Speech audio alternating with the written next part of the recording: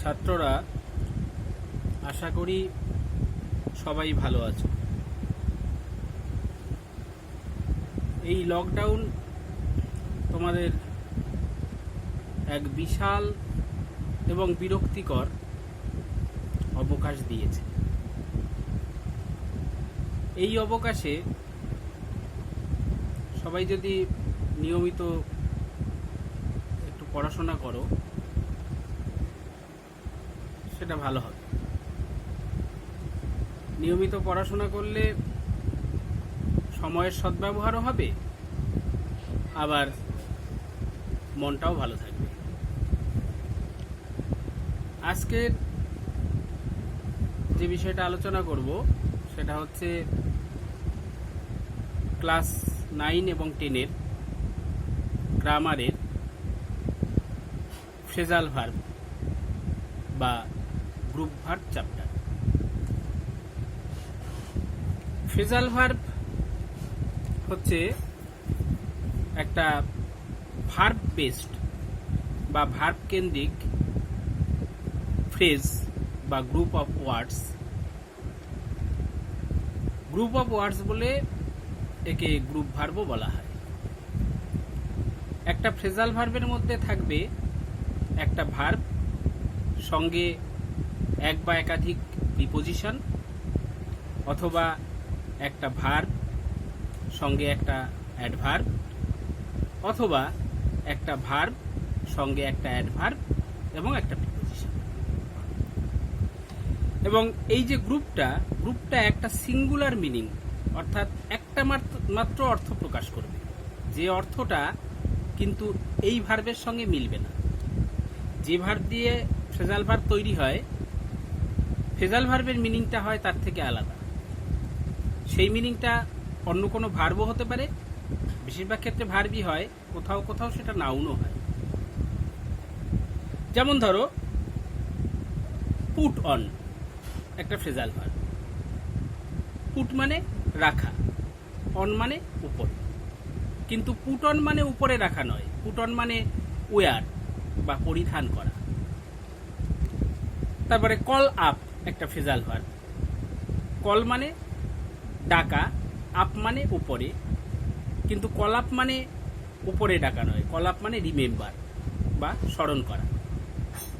Carry on একটা phrasal verb. Carry মানে বহন করা, অন মানে উপরে, কিন্তু ক্যারি অন মানে উপরে বহন করা নয়, ক্যারি অন মানে কন্টিনিউ বা চালিয়ে যাওয়া। পুট আউট একটা ফ্রেজাল ভার্ব। পুট মানে রাখা, আউট মানে বাইরে, কিন্তু পুট আউট মানে বাইরে রাখা নয়, পুট আউট মানে এক্সটিংগুইশ বা নিভিয়ে দেওয়া। তাহলে দেখলে কত সুন্দর একটা ব্যাপার। একটা ভার্ব, তার তো একটা নিজস্ব মিনিং আছে, তার সঙ্গে কোনো প্রিপোজিশন যুক্ত হলো বা অ্যাডভার্ব যুক্ত হলো, তাদেরও নিজস্ব মিনিং আছে। কিন্তু যখন তারা গ্রুপটা তৈরি করলো, অর্থাৎ ভার্বের সঙ্গে প্রিপোজিশন, অ্যাডভার্ব ইত্যাদি মিলে একটা গ্রুপ ভার্ব তৈরি হলো, তখন কিন্তু প্রত্যেকেই নিজের নিজের অর্থ হারিয়ে ফেলল। নিজের নিজের অর্থ হারিয়ে তারা সবাই মিলে একটা নতুন অর্থ তৈরি করলো, একটা নতুন অর্থে প্রযুক্ত হলো। এই ফ্রেজাল ভার্ব তোমাদের গ্রামার পার্টেও কাজে লাগবে, আবার রাইটিং স্কিল পার্টেও কাজে লাগবে।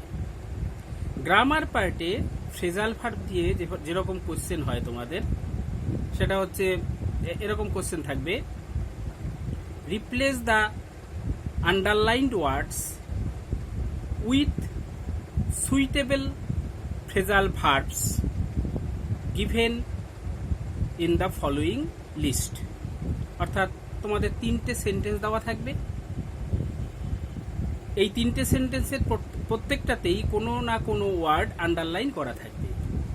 সেই আন্ডারলাইন ওয়ার্ডটাকে তুলে তার সমার্থক ফ্রেজাল ভার্ব নিচে লিস্টে দেওয়া থাকবে, সেখান থেকে বসাতে হবে। বেশিরভাগ সময় এই দেওয়া থাকে, ডান দিকে একটা বক্স দেওয়া থাকে। ওই যে 3টে সেন্টেন্স, প্রত্যেকটা সেন্টেন্সেরই ডান দিকে একটা করে বক্স থাকবে। সমার্থক ফ্রেজাল ভার্বটিকে বক্সে বসাতে হবে। এই বসানোর সময় তোমাদের দুটো বিষয়ে খেয়াল রাখতে হবে। এক হচ্ছে সিলেকশনটা যেন ঠিক হয়, মানে তুমি যে আন্ডারলাইন্ড ওয়ার্ডটাকে তুলছো সেই ওয়ার্ডের সমার্থক ফ্রেজাল ভার্বটাই চুজ করতে হবে ওই বক্সে বসানোর জন্য, এবং তাকে সঠিক ফর্মে বসাতে হবে। যেমন ধরো দেওয়া থাকে যে I am reading a novel, reading a underline করা আছে। রিড ভার্ব, নিচে লিস্টে দেখবে যে ফ্রেজাল ভার্বগুলো দেওয়া আছে তার মধ্যে একটা আছে গো থ্রু। রিড মানেও যা, গো থ্রু মানেও তাই, পড়া। কিন্তু তুমি যদি সরাসরি ওই গো থ্রু লিখে দাও তাহলে হবে না, কিন্তু ওখানে যেহেতু রিডিং আছে মানে কন্টিনিউয়াস ফর্ম আছে, তোমাকেও কন্টিনিউয়াস ফর্ম ইউজ করতে হবে, অর্থাৎ তোমায় লিখতে হবে গোয়িং থ্রু। ধরো কোন একটা সেন্টেন্স দেওয়া আছে, the man diet last night. এবার নিচে লিস্টে একটা পাস অ্যাওয়ে দেওয়া আছে। ডাই মানে মারা যাওয়া, পাস অ্যাওয়ে মানেও মারা যাওয়া, কিন্তু তুমি পাস অ্যাওয়ে লিখলে হবে না, কারণ ডায়েট দেওয়া আছে অর্থাৎ পাস্ট ফর্মে দেওয়া আছে, তাই তোমাকে লিখতে হবে পাস্ট অ্যাওয়ে। এরকম সঠিক চয়েসও করতে হবে, আবার তার সঠিক ফর্মও ইউজ করতে হবে। এটা গেল গ্রামারের যে ফ্রেজাল ভার্বের ইউজ। এবার গ্রামারের সবকিছুই শেখা হয় ল্যাঙ্গুয়েজের খাতিরে, ল্যাঙ্গুয়েজের স্বার্থে। ল্যাঙ্গুয়েজে ফ্রেজাল ভার্বেরও ভূমিকা আছে। ফ্রেজাল ভার্ব একটা সেন্টেন্সকে সুন্দর করে।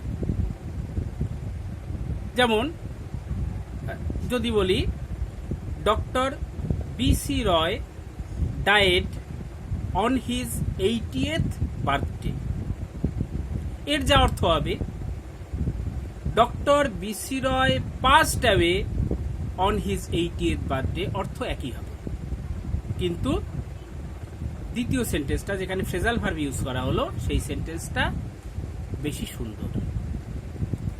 যদি বলো the police are investigating the case, এর যা অর্থ হবে, আর যদি বলো the police are looking into the case, অর্থ একই হবে, কিন্তু লুকিং ইনটু যেটাতে ব্যবহার করলে অর্থাৎ ফ্রেজাল ভার্ব ব্যবহার করলে সেটা বেশি সুন্দর সেন্টেন্স। সুতরাং ফ্রেজাল ভার্ব শিখলে সেটাকে তোমরা রাইটিং স্কিলেও ব্যবহার করতে পারবে। লেটার রাইটিং এ ব্যবহার করতে পারবে, প্যারাগ্রাফ রাইটিং এ ব্যবহার করতে পারবে, স্টোরি রাইটিং এ ব্যবহার করতে পারবে। এবার তোমাদের বইয়ে ফ্রেজাল ভার্ব অধ্যায়ে গিয়ে দেখবে অনেক ফ্রেজাল ভার্ব দেওয়া আছে। সবগুলো যদি মুখস্থ করতে যাও, মুখস্থ কিভাবে করতে হবে? এক একটা ফ্রেজাল ভার্ব তার ইংলিশ মিনিংটা সহ মনে রাখতে হবে, কারণ তোমাকে ওই ইংলিশ মিনিংটা দিয়ে সেন্টেন্সটা দেওয়া হবে, ফ্রেজাল ভার্বটা তোমাকে চুজ করে বসাতে হবে। তাহলে ইংলিশ মিনিং সহ ফ্রেজাল ভার্ব মনে রাখতে হবে। এবার চ্যাপ্টারে তো অনেকগুলো আছে, যে কোনো বইয়ে 250 থেকে 300 ফ্রেজাল ভার্ব দেওয়া আছে। এতগুলো মুখস্থ করা সত্যি কঠিন ব্যাপার। এবার এতগুলো যে সমান ইম্পর্টেন্ট তা নয়, কিন্তু এর মধ্য থেকে আমাদের বেছে নিতে হবে যেগুলো ফ্রিকুয়েন্টলি ইউজড, অর্থাৎ আমরা ঘন ঘন ব্যবহার করি, বা যেগুলো বেশি ইম্পর্টেন্ট। এই বেশি ইম্পর্টেন্টের সংখ্যা কিন্তু খুব বেশি না, ওই 250-300-র মধ্যে হয়তো গোটা 50 হবে বেশি ইম্পর্টেন্ট আছে। আমি সেগুলো বলে দিচ্ছি কোনগুলো বেশি ইম্পর্টেন্ট, কোনগুলো পড়া খুব দরকার। তোমরা যদি সঙ্গে বই থাকে তাতে দাগ দিয়ে নাও, আর নতুবা খাতায় লিখে নাও, বেছে বেছে ওইগুলোই পড়বে। যখন স্কুল খুলবে আমি ওগুলোর মধ্য থেকে তোমাদের ধরবো, যদি দেখি যে ভালো তৈরি হয়ে গেছে তাহলে আরেকটু কম ইম্পর্টেন্ট যেগুলো তার মধ্যে আরো কিছু তখন বলে দেবো যে এইগুলো পড়ো, ঠিক আছে? কিন্তু আজকের যেগুলো বলবো এগুলো কিন্তু একটাও বাদ দেবে না, এগুলো প্রত্যেকটা কিন্তু খুব ইম্পর্টেন্ট, ঠিক আছে? আমি বলছি, তোমরা বইয়ে দাগ দাও অথবা খাতায় লেখো। প্রথমে তোমরা অ্যাক্ট দিয়ে যেগুলো আছে তার মধ্যে পড়বে অ্যাক্ট অন বা অ্যাক্ট আপন। অ্যাক্ট অনের অর্থও যা, অ্যাক্ট আপনের অর্থও তাই।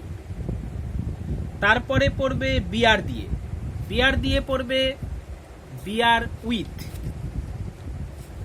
তারপরে ব্লো দিয়ে পড়বে ব্লো আউট।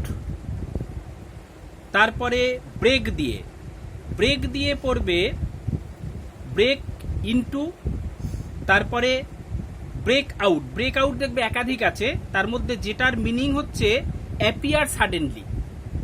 ব্রেক আউট যে কটা দেওয়া আছে তাদের মধ্যে একটার মিনিং আছে দেখবে অ্যাপিয়ার সাডেনলি বা হঠাৎ আবির্ভাব হওয়া বা প্রাদুর্ভাব হওয়া, ওইটা পড়বে। তারপরে চলে যাও ব্রিং থেকে পড়বে ব্রিং আউট। তারপরে ব্রিং আপও দেখবে একাধিক আছে, তার মধ্যে যেটার অর্থ রিয়ার মানে লালন পালন করা, ওইটা পড়বে। তারপরে কলে চলে যাও। কল থেকে পড়বে কল অফ, অফ। তারপরে পড়বে কল অন। তারপরে কল আপ। এরপরে চলে যাও ক্যারি থেকে পড়বে ক্যারি অন, ক্যারি আউট। তারপরে চলে যাও কাম থেকে পড়বে কাম অ্যাক্রস, কাম অফ যেটা সিঙ্গুলার এফ আছে মানে ওয়েফ অফ, এটা পড়বে জন্মগ্রহণ করা। তারপরে পড়বে কাম রাউন্ড। তারপরে চলে যাও কাট দিয়ে পড়বে কাট ডাউনও একাধিক থাকতে পারে, তার মধ্যে যেটার মিনিং হচ্ছে রিডিউস বা কমানো বা হ্রাস করা, সেটাই পড়বে, অন্যটা নয়। তারপরে চলে যাও ডিল থেকে পড়বে ডিল ইন মানে ট্রেড, ব্যবসা করা। ডিলের পরে চলে যাও ফল থেকে পড়বে ফল ইন উইথ। তারপরে ফল আউট। তারপরে ফল থ্রু। তারপরে চলে যাও গেট থেকে পড়বে গেট আপ। গেট আপ দেখবে একাধিক আছে, তার মধ্যে যেটা হচ্ছে ঘুম থেকে ওঠা বা শয্যা ত্যাগ করা, সেটা পড়বে। তারপরে চলে যাও গিভ থেকে পড়বে গিভ অ্যাওয়ে দুটো মিনিং আছে, একটা হচ্ছে ডিস্ট্রিবিউট বা বিতরণ করা, আরেকটা হচ্ছে ডোনেট বা দান করা, দুটোই পড়বে। তারপরে গিভ ইন। তারপরে পড়বে গিভ আপ। তারপরে চলে যাও গো থেকে পড়বে গো থ্রু। দেখো গোটা 25 হয়েছে, ঠিক আছে। আজকের জন্য এই কটাই দিলাম, এই কটা খুব একটা সময় লাগবে না, একদিন দুদিনে তৈরি হয়ে যাবে। এরপরে যেদিন আবার করাবো ইউটিউবে ক্লাস, সেদিন আবার এই ফ্রেজাল ভার্বের বাকি অংশটা দেবো। মানে ধরো গোটা 25 হলো, আরো গোটা 25 হবে, সেটা আমি পরের দিনের ক্লাসে বলে দেবো। ভালো থেকো।